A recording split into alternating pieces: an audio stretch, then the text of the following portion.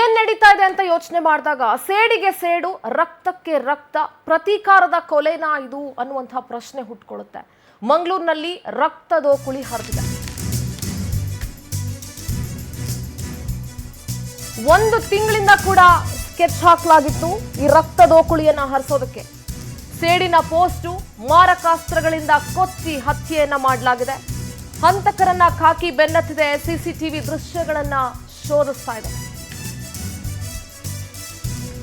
ಒಂದು ತಿಂಗಳಿಂದಲೂ ಕೂಡ ಈ ರಕ್ತದ ಓಕುಳಿಯನ್ನ ಹರಿಸೋದಕ್ಕೆ ಸ್ಕೆಚ್ ಅನ್ನ ಹಾಕಿದ್ರು. ಸೇಡಿಗೆ ಸೇಡು, ರಕ್ತಕ್ಕೆ ರಕ್ತ ಅನ್ನುವಂಥ ಪರಿಸ್ಥಿತಿ ನಿರ್ಮಾಣ ಆಗಿದೆ. ಅತಿ ಸೂಕ್ಷ್ಮ ಆಗ್ಬಿಟ್ಟಿದೆ ಮಂಗಳೂರು. ಸದ್ಯದ ಪರಿಸ್ಥಿತಿಯಲ್ಲಿ ಮಾರಕಾಸ್ತ್ರಗಳಿಂದ ಕೊಚ್ಚಿ ಹತ್ಯೆಯನ್ನ ಮಾಡಲಾಗಿದೆ. ಆ ದೃಶ್ಯಗಳನ್ನ ಶೋಧಿಸಲಾಗ್ತಾ ಇದೆ ಸಿಸಿಟಿವಿ ಮುಖಾಂತರ. ನೋಡಿ, ಹಿಂದೂ ಕಾರ್ಯಕರ್ತ ಸುಹಾಸ್ ಶೆಟ್ಟಿ ಕೊಲೆ ಪ್ರಕರಣ ಸಂಬಂಧ ಹುಟ್ಟೂರು ಕಾರಿಂಜಕ್ಕೆ ಸುಹಾಸ್ನ ಮೃತದೇಹ ಆಗಮಿಸಿದೆ. ದಕ್ಷಿಣ ಕನ್ನಡ ಜಿಲ್ಲೆಯ ಬಂಟ್ವಾಳ ತಾಲೂಕಿನ ಕಾರಿಂಜ, ಇಲ್ಲಿಗೆ ಮೃತ ಸುಹಾಸ್ನ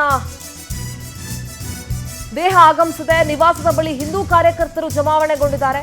ಮೆರವಣಿಗೆ ಮೂಲಕ ಸುಹಾಸ್ ಶೆಟ್ಟಿಯ ಮೃತದೇಹ ಆಗಮಿಸಿತು. ಶಾಂತವಾಗಿದ್ದಂತಹ ಕರಾವಳಿಯಲ್ಲಿ ಇನ್ನೇನು ಇಲ್ಲಪ್ಪ, ಎಲ್ಲವೂ ನಾರ್ಮಲೈಸ್ ಆಗ್ತಾ ಇದೆ ಅನ್ನುವಂಥ ಅಂದ್ಕೊಳ್ಳೋ ಅಷ್ಟರಲ್ಲೇ ನೆತ್ತರದ ಕೋಡಿ ಹರಿದಿದೆ. 2022 ಜುಲೈ 28ನೇ ತಾರೀಕು ಸೂರತ್ಕಲ್ನ ಫಾಜಿಲ್ ಹತ್ಯೆ ಆಗಿತ್ತು. ಪ್ರವೀಣ್ ನೆಟ್ಟಾರು ಹತ್ಯೆಗೆ ಪ್ರತೀಕಾರವಾಗಿ ನಡೆದಂತಹ ಕೊಲೆ ಅದು. ಈ ಫಾಜಿಲ್ ಹತ್ಯೆ ಕೇಸ್ನಲ್ಲಿ ಈ ಸುಹಾಸ್ ಶೆಟ್ಟಿ ಪ್ರಮುಖ ಆರೋಪಿಯಾಗಿದ್ದ. ಹಲವು ಕೊಲೆ ಯತ್ನ ಪ್ರಕರಣದ ಆರೋಪಿ ಸುಹಾಸ್ ಶೆಟ್ಟಿ ಆಗಿದ್ದ. ಕಾರಲ್ಲಿ ಹೋಗಿದ್ದಂತ ಸುಹಾಸ್ ಶೆಟ್ಟಿಯನ್ನ ಹಿಂಬಾಲಿಸಿದ್ರು. ಪಿಕಪ್ ವಾಹನದಲ್ಲಿ ಸುಹಾಸ್ ಕಾರ್ಗೆ ಗುದ್ದೋದಕ್ಕೆ ಯತ್ನಿಸಿದ್ರು. ಎಸ್ಕೇಪ್ ಆಗೋದಕ್ಕೆ ಯತ್ನಿಸಿದಂತಹ ಸುಹಾಸ್ ಶೆಟ್ಟಿಯನ್ನ ಅಟ್ಟಾಡಿಸ್ಕೊಂಡು ಕೊಲೆಗೈದಿರುವಂತಹ ದೃಶ್ಯಗಳನ್ನ ನೀವು ನೋಡಬಹುದು. ಇನ್ನೊಂದು ಕಡೆ ಮೆರವಣಿಗೆ ಮೂಲಕ ಬಂಟ್ವಾಳದ ಕಾರಿಂಜಕ್ಕೆ ಸುಹಾಸ್ ಶೆಟ್ಟಿಯ ಮೃತದೇಹವನ್ನ ತೆಗೆದುಕೊಂಡು ಹೋಗ್ತಾ ಇರುವಂತಹ ದೃಶ್ಯಗಳನ್ನ ಗಮನಿಸ್ತಾ ಇದ್ದೀರಿ. ಇನ್ನೊಂದು ಕಡೆ ಯಾವ ರೀತಿ ತಪ್ಪಿಸ್ಕೊಳಕ್ ಹೋದಂತಹ ಸುಹಾಸ್ ಶೆಟ್ಟಿಯನ್ನ ಅಷ್ಟೂ ಜನರು ಅಲ್ಲಿರುವಾಗಲೇ ಅಟ್ಟಾಡಿಸ್ಕೊಂಡು ಕೊಲೆ ಮಾಡಿದ್ದಾರೆ. ಮಾರಕಾಸ್ತ್ರಗಳಿಂದ ಕೊಚ್ಚಿ ಕೊಚ್ಚಿ ಕೊಚ್ಚಿ ಹೇಗೆ ಕೊಲೆ ಮಾಡಿದ್ದಾರೆ ಅನ್ನುವಂತಹ ದೃಶ್ಯಗಳನ್ನ ನೀವು ನೋಡ್ತಾ ಇದ್ದೀರಿ. ಅಕ್ಷರಶಃ ಮೃಗಗಳಂತೆ ವರ್ತಿಸಿರೋದು. ಯಾವುದೇ ಧರ್ಮದವರಾಗಿರ್ಲಿ, ಯಾವುದೇ ಜಾತಿಯವರಾಗಿರ್ಲಿ, ಏನಾದರೂ ಆಗಿರ್ಲಿ, ಮೃಗಗಳು ಕೂಡ ಈ ರೀತಿ ವರ್ತಿಸೋದಿಲ್ಲ. ರಾಕ್ಷಸರಕ್ಕಿಂತ ಕೀಳಾಗಿ ವರ್ತಿಸಿರುವಂತಹ ದೃಶ್ಯಗಳನ್ನ ರಾಕ್ಷಸಿ ಕೃತ್ಯ ಅಂತ ಹೇಳ್ತೀವಲ್ಲ, ಹಾಗೆ ನೋಡಿ, ಸತ್ತು ಬಿದ್ದ ಮೇಲೂ ಕೂಡ ಆ ಮೃತದೇಹದ ಮೇಲೆ ಪದೇ ಪದೇ ಮಾರಕಾಸ್ತ್ರಗಳಿಂದ ಹಲ್ಲೆ ಮಾಡ್ತಾ ಇರುವಂತಹ ದೃಶ್ಯಗಳನ್ನ ಗಮನಿಸ್ತಾ ಇದ್ದೀರಿ. ಒಂದು ಕಡೆ ಹಿಂಭಾಗದಲ್ಲಿ, ಈ ಕಡೆ ಮೇನ್ ರೋಡ್ ಇದೆ, ಅಲ್ಲಿ ಅಷ್ಟೊಂದು ಜನ ಓಡಾಡ್ತಾ ಇದ್ದಾರೆ, ಅಷ್ಟು ವೆಹಿಕಲ್ಸ್ಗಳು ಓಡಾಡ್ತಾ ಇದೆ. 4 ಜನ ಆರೋಪಿಗಳು. ಸಿಸಿಟಿವಿ ದೃಶ್ಯಗಳನ್ನ ಗಮನಿಸ್ತಾ ಇದ್ದೀರಿ ನೀವು, ಯಾವ ರೀತಿ ಸುಹಾಸ್ ಶೆಟ್ಟಿಯನ್ನ ಹತ್ಯೆಗೈದ್ರು ಅಂತ ಹೇಳಿ.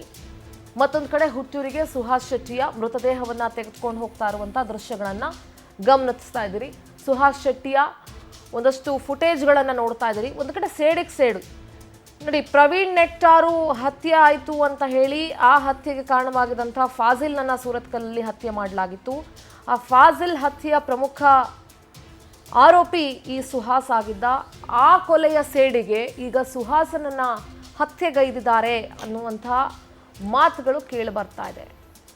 ಪ್ರತೀಕಾರದ ಕೊಲೆ. ಎಷ್ಟು ಜೀವಗಳು ಇವ್ರ ಮೇಲೆ, ಅವ್ರ ಮೇಲೆ ಎಷ್ಟು ಜನ ಹೊಡೆದಾಡ್ಕೊಳ್ತಿರ್ರಿ ನೋಡಿ. ಅವ್ರನ್ನ ಎಸ್ಕೇಪ್ ಕೂಡ ಮಾಡ್ತಾರೆ.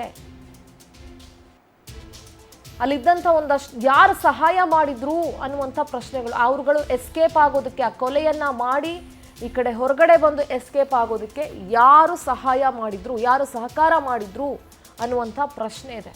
ಇದು ಅಫ್ಕೋರ್ಸ್ ಈಗ ಪೊಲಿಟಿಕಲ್ ಟರ್ನ್ ತೆಗೆದುಕೊಳ್ಳುತ್ತೆ, ರಾಜಕೀಯ ತಿರುವನ್ನ ಪಡ್ಕೊಳ್ಳುತ್ತೆ. ಇದು ಆಲ್ರೆಡಿ ಈಗ ರಾಜಕೀಯವಾಗ್ಬಿಟ್ಟಿದೆ. ಬಿಜೆಪಿ ಆಲ್ರೆಡಿ ಕಾಂಗ್ರೆಸ್ನ ಮೇಲೆ ಒಂದಷ್ಟು ಆರೋಪಗಳನ್ನ ಮಾಡ್ತಾ ಇದೆ.